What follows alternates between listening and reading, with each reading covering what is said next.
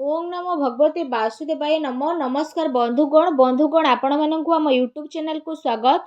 Friends आज video आम आपण मानकु कहबाकू जाउछु 4 तारिखर दिनटी आपणकर किपरि भाबरे कटिबो ता सहित जदि आम एठी आपण मानकु कहबू कि ए दिन आपणक पई किपरि साब्यस्त हेबो ता सहित केउ केउ क्षेत्र रे आपणकु फायदा मिलिबो केउ केउ जिनिस रे आपणकु सावधानता अवलंबन करबा पई पड़िबो आपणकर लव लाइफ किपरि रहिबो क्यारियर किपरि रहिबो बिजनेस आ व्यापार किपरि रहिबो ता सहित स्वास्थ्यर किछि महत्वपूर्ण इनफॉरमेशन मध्ये आमे आपण मानकु वीडियो रे कहबू आ वीडियो शेष रे आमे आपण मानकु गोटे उपाय विषय रे कहबू जहा द्वारा आपण आजिर दिन को आहुरी अधिक शुभ और मंगलदायक साब्यस्त करि परिबे। तेणु आगो को वीडियो आरंभ करबा पूर्वरु आमर आपण मानकु रिक्वेस्ट कि जदि आपण आम चैनल रे नुआ करि आछंती तो चैनल को सब्सक्राइब करंतु सांगरे नोटिफिकेशन बेल को मध्ये ऑन करंतु जहा द्वारा समय समय रे सह आमर नुआ नुआ वीडियो नोटिफिकेशन आपको सर्वप्रथम पहुँचो। तो आसतु जानिबा केमिति रहिबो आपणक पई 4 तारिखर दिन। जदि आमे सबुठारु प्रथमे कहिबा कि कौन आज आपणक पई पॉजिटिव रहिबा पई जाउछि। जदि आमे आपण मानकु कहबो कि फ्रेंड्स आज आपणकर आर्थिक स्थिति काफी अनुकूल रहिबा पई जाउछि।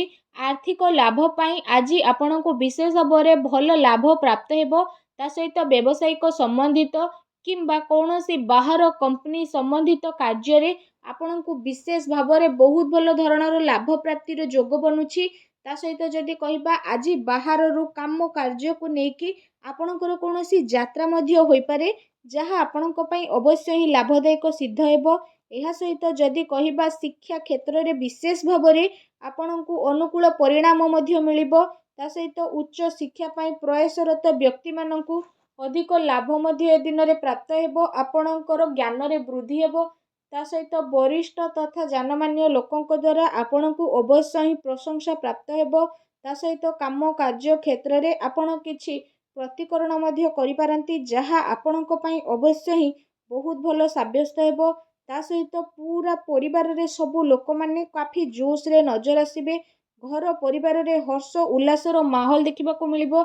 ए समय रे आपण कौनसी प्रॉपर्टी विषय रे मध्य गभीरतार सह विचार करिवे एवं संभवतः आपण कौनसी प्रॉपर्टी मध्य किनि पारंती ता सहित धन धान्य अचल संपत्ति प्राप्ति पई मध्य दिन आपणक पई बहुत ही भल रहिबो।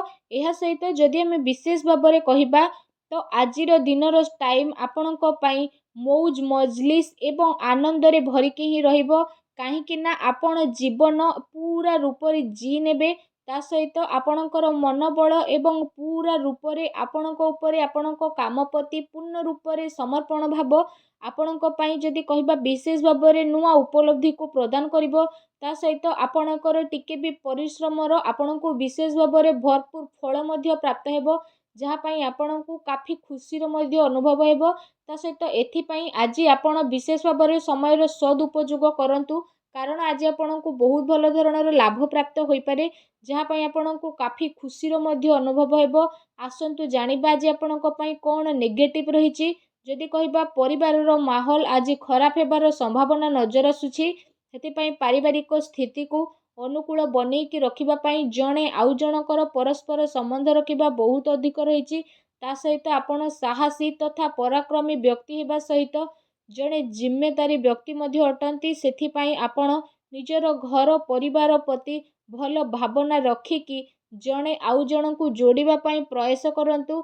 एहा सहित जदि आमे विशेष भाବରେ कहिबा आपणको आपणकर कार्य स्थल को नै किछि असंतुष्टि भाव मध्य रही पारे काहेकि ना आपण जेते अधिक परिश्रम करिवे आपणको एहा लागिबो कि आपणको तार सेतिकी परिणाम मिलु नाही ए कारणरू आपण केते समय पर्यंत निजको परिवर्तनशील अनुभव करिवे ता सहित जदि कहिबा विशेष भाବରେ भूल लोगों संपर्क रे तथा भूल संगति रु दूर रहिबारे आपण प्रयास निहाती करंतु अन्यथा कौनसी प्रकार आर्थिक समस्यार आपणको सामना मध्य करबा पई पड़ी पारे।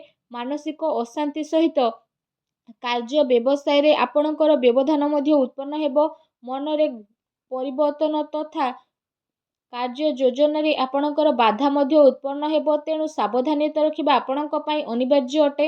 एहा सहित जदि आमे विशेष भाବରେ कहिबा आपणकर स्वभाव आपणक पई ए दिन रे किछि प्रॉब्लम मध्य उत्पन्न करिवो पिलांक उपरे अधिक अनुशासन रखिबा सेमानक पई प्रॉब्लम मध्य आनी पारे सेथि पई आपण निज स्वभाव रे ଟିକେ ବିଶେଷ ଭାବରେ ଲଚିଲାପଣ ନେଇକି ଆସନ୍ତୁ। ପିତାଙ୍କ ସମ୍ମାନ କରନ୍ତୁ।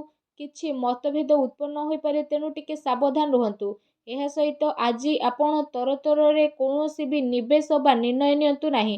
ଯଦି ଆପଣ ସବୁ ଠିକ୍ କାର୍ଯ୍ୟକୁ ପରଖିବେ ନାହିଁ ତ ଆପଣଙ୍କୁ ନୁକସାନ ମଧ୍ୟ ହୋଇପାରେ।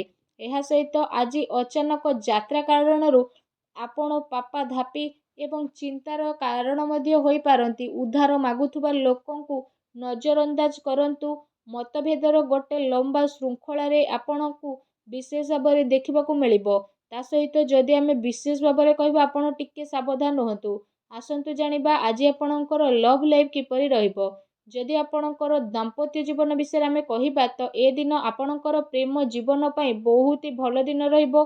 ତା ସହିତ ଯଦି ଆମେ ବିଶେଷ ଭାବରେ କହିବା ପ୍ରେମ ମାମଲା ପାଇଁ ଏ ଦିନ ଆପଣଙ୍କର ବହୁତ ହି ଏବଂ ଅତି ଉତ୍ତମ ରହିବ। ତା ସହିତ ବିବାଦରୁ ଆପଣ ଦୂରେଇକି ରୁହନ୍ତୁ। କାହାର କହିବା ଦ୍ୱାରା କୌଣସି କାର୍ଯ୍ୟ ଆପଣ କରନ୍ତୁ ନାହିଁ। ଆପଣଙ୍କୁ ଆପଣଙ୍କ ନିଜ ଉପରେ ଭରସା ରଖିବାକୁ ପଡ଼ିବ, ଅଥବା ନିଜ ଉପରେ ଭରସା ରଖିକି ନିଜର ପ୍ରେମୀ ପ୍ରେମିକାଙ୍କ ଉପରେ ଆପଣ ଭରସା ରଖନ୍ତୁ ତଥା ଜଣେ ଆଉ ଜଣଙ୍କ ପ୍ୟାରରେ ରୁହନ୍ତୁ।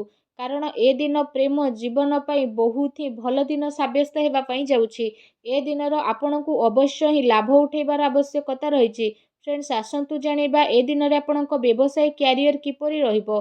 ଯଦି କହିବା ନିଜର ଯୋଜନାକୁ ଆପଣ କାହା ଆଗରେ ଅଧିକ ଜାହିର କରନ୍ତୁ ନାହିଁ। ନିଜର ଗୁପ୍ତ ଯୋଜନା ଆପଣଙ୍କର କାମରେ ଅଧିକ ଫାଇଦା ପ୍ରଦାନ କରିବ। ତା ସହିତ ଏ ସମୟରେ କେଉଁଠୁ ଆପଣଙ୍କୁ ଅଧିକ ଅଚାନକ ଲାଭ ମିଳିବାର ମଧ୍ୟ ବିଶେଷ ଭାବରେ ଯୋଗ ବନୁଛି। ବାସ୍ ଆପଣଙ୍କୁ ଆପଣଙ୍କର ନିର୍ଣ୍ଣୟକୁ ହିଁ ମାନ୍ୟତା ଦେବାକୁ ପଡ଼ିବ। ଘରେ ଡିଲିଂ ଭଳି କ୍ଷେତ୍ରରେ ଆପଣଙ୍କୁ ଅବଶ୍ୟ ହିଁ ଫାଇଦା ପ୍ରାପ୍ତ ହେବ। ତା ସହିତ ବ୍ୟବସାୟିକ କ୍ଷେତ୍ରରେ ଧନ ଲାଭର ମଧ୍ୟ ସ୍ଥିତି ବନୁଛି। କାର୍ଯ୍ୟ ଆଜି ଆପଣଙ୍କ ପାଇଁ ସମସ୍ତ ପ୍ରକାରରେ ଆସାନୀରେ ସଫଳ ହୋଇଯିବ। କାରବାର ବିସ୍ତାରର ଯୋଜନା ମଧ୍ୟ ଆପଣ ବନାଇ ପାରନ୍ତି, ଯାହା ଆପଣଙ୍କ ପାଇଁ ଆଗକୁ ଯାଇକି ବହୁତ ଅଧିକ ଲାଭଦାୟକ ସିଦ୍ଧ ହେବ। ତା ସହିତ ଯଦି କହିବା ଆପଣଙ୍କୁ ପଇସା ନେଣ ଦେଣରେ ଟିକେ ସାବଧାନ ରଖିବାକୁ ପଡ଼ିବ। ପ୍ରପର୍ଟିରେ ନିବେଶ ମଧ୍ୟ ଆପଣ କରିପାରନ୍ତି, ଯାହା ଆପଣଙ୍କ ପାଇଁ ଆଗକୁ ଯାଇକି ଅବଶ୍ୟ ହିଁ ଲାଭଦାୟକ ସିଦ୍ଧ ହେବ। ତା ସହିତ ଚାକିରି ପେଶା ବ୍ୟକ୍ତି ବିଶେଷଙ୍କ ପାଇଁ ମଧ୍ୟ ଏ ଦିନ ବହୁତ ହି ଭଲ ଦିନ ସାବ୍ୟସ୍ତ ହେବାକୁ ଯାଉଛି। ଚାକିରି ସମ୍ବନ୍ଧିତ କୌଣସି ଭଲ ଖୁସି ଖବର ମଧ୍ୟ ଏ ଦିନରେ ଆପଣଙ୍କୁ ପ୍ରାପ୍ତ ହେବ, ଯାହାଦ୍ୱାରା ଆପଣଙ୍କର ମନ ବହୁତ ହି ପ୍ରସନ୍ନ ରହିବ। ଆସନ୍ତୁ ଜାଣିବା ଆଜି ଆପଣଙ୍କର ସ୍ୱାସ୍ଥ୍ୟ କିପରି ରହିବ। ଆଜି ଆପଣଙ୍କର ସ୍ୱାସ୍ଥ୍ୟ ସମୃଦ୍ଧଶୀଳ ବନିକି ରହିବ, କିନ୍ତୁ ଶୁଭାଶୁଭ ଗ୍ରହଙ୍କର ସ୍ଥିତି କାରଣରୁ ଆପଣଙ୍କୁ ସକାରାତ୍ମକ ଏବଂ ନକାରାତ୍ମକ ଦୁଇଟି ହିଁ ପ୍ରକାରର ପରିଣାମ ବିଶେଷ ଭାବରେ ଦେଖିବାକୁ ମିଳିବ। ତା ସହିତ ଶରୀର ଠାରୁ ଅଧିକ ମାନସିକ ସ୍ୱାସ୍ଥ୍ୟ ଉପରେ ଆପଣଙ୍କୁ ଅଧିକ ଧ୍ୟାନ ଦେବାର ବିଶେଷ ଭାବରେ ଆବଶ୍ୟକତା ରହିଛି। ଆପଣଙ୍କୁ ଆପଣଙ୍କର କ୍ରୋଧ ଉପରେ ନିୟନ୍ତ୍ରଣ ରଖିବାକୁ ପଡ଼ିବ। ତା ସହିତ ନିଜର ଖାଦ୍ୟ ପାନ ଉପରେ ଆପଣ ଅଧିକ ହିଁ ଧ୍ୟାନ ଦିଅନ୍ତୁ, କାହିଁକି ନା ଆପଣଙ୍କୁ ପେଟ ସମ୍ବନ୍ଧିତ କିଛି ପ୍ରୋବ୍ଲେମ୍ ଉତ୍ପନ୍ନ ମଧ୍ୟ ହୋଇପାରେ, ତେଣୁ ଟିକେ ଆପଣ ସାବଧାନ ରୁହନ୍ତୁ। ଏହା ସହିତ ନିଜ ସ୍ୱାସ୍ଥ୍ୟକୁ ଆହୁରି ଅଧିକ ଭଲ ରଖିବା ପାଇଁ ଆପଣ ପ୍ରତ୍ୟେକ ଦିନ ଯୋଗ କରନ୍ତୁ, ବ୍ୟାୟାମ କରନ୍ତୁ ଏବଂ ସୁସ୍ଥ ରୁହନ୍ତୁ। ଆସନ୍ତୁ ଜାଣିବା ଆପଣଙ୍କ ପାଇଁ କ'ଣ ବିଶେଷ ଉପାୟ ରହିଛି। ଆପଣ ସ୍ନାନ ଆଦି ବିଶେଷ ଭାବରେ କରିସାରିବା ପରେ ଗୋଟେ ନଡ଼ିଆକୁ କଳା କପଡ଼ାରେ ବାନ୍ଧନ୍ତୁ ଏବଂ କୌଣସି ପୋଖରୀରେ ଭସାଇ ଦିଅନ୍ତୁ। ତା ସହିତ ଆପଣ ଆଜି ଘରର ଇଶାନ କୋଣରେ ଘିଅ ଦୀପ ଲଗାନ୍ତୁ, ଛୋଟ ପିଲାଙ୍କୁ ଚକୋଲେଟ୍ ଦିଅନ୍ତୁ। ଦେଖିବେ ସବୁ ନକାରାତ୍ମକ ଶକ୍ତିର ବିନାଶ ହେବ, ଶୁଭ ଫଳ ପ୍ରାପ୍ତ ହେବ। ଭିଡ଼ିଓଟି କେମିତି ଲାଗିଲା କମେଣ୍ଟ କରିକି ଜଣାନ୍ତୁ। ଚ୍ୟାନେଲରେ ନୂଆ ଆସିଥିଲେ ଚ୍ୟାନେଲକୁ ସବସ୍କ୍ରାଇବ୍ କରନ୍ତୁ। ଧନ୍ୟବାଦ।